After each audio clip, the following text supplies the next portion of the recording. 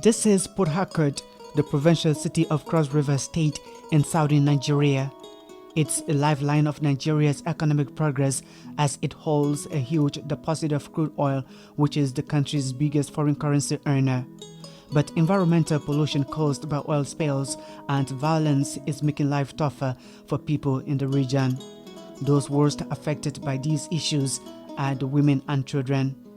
In spite of this, women's issues and their participation in decision-making processes have not been at the top of the list of policy discussions. But Kebatkache Women Development and Resource Center, a community-based women's empowerment organization in Port Harcourt, is challenging the status quo by galvanizing women in the region to demand women's enhanced participation in decision-making processes.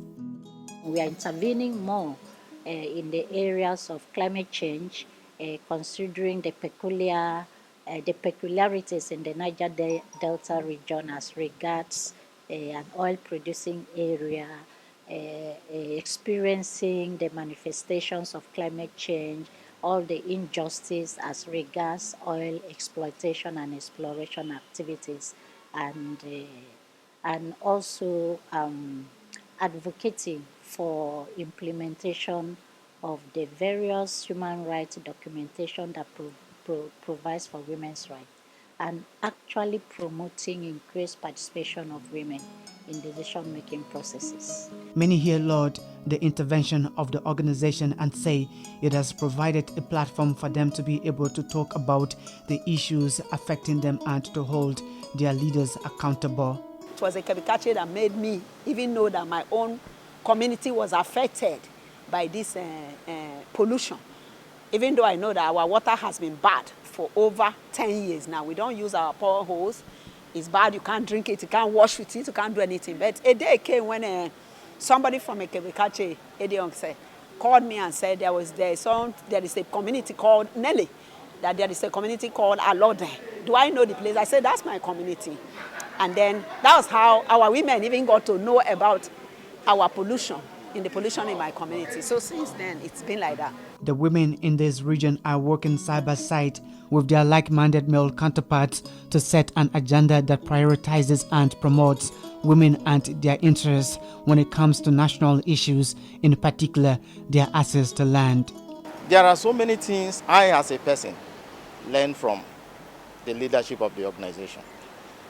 I also know that in my community, a whole lot of women that were voiceless begin to have a voice because of the quality of trainings Kebatkache gave to my people. Before now, in my community, there was a kind of exclusion of women from leadership, from community decisions and all that. But for now, my brother, there are a whole lot of women engaging in leadership in the community. There are a whole lot of their contribution in the community. So it's very, very impacting on my community and the women of my community too. The problems posed by oil spills, which have led to the contamination of land, air and water bodies in parts of this region, are outstanding. Thousands of people have died of pollution in this region, whilst many more lives remain at risk. The level of pollution and devastation and degradation in the communities has also made the medicinal plants not to be as potent as they used to be. So it's a huge problem. Today we were discussing about the implementation of the unit report in Ogoniland, and some people mentioned that part of the emergency measures was to conduct health assessment of the people in Ogoni. because the UNEP report clearly stated that the water is polluted, the air is polluted. In fact, both underground water and the surface water contains benzene over 900 times above World Health Organization guidelines. People still drink from that water. So you can imagine what is happening to community members unknown to them. And then there are no facilities to do regular checks. There are no facilities to get treatment. So everybody is just at the mercy of pollution.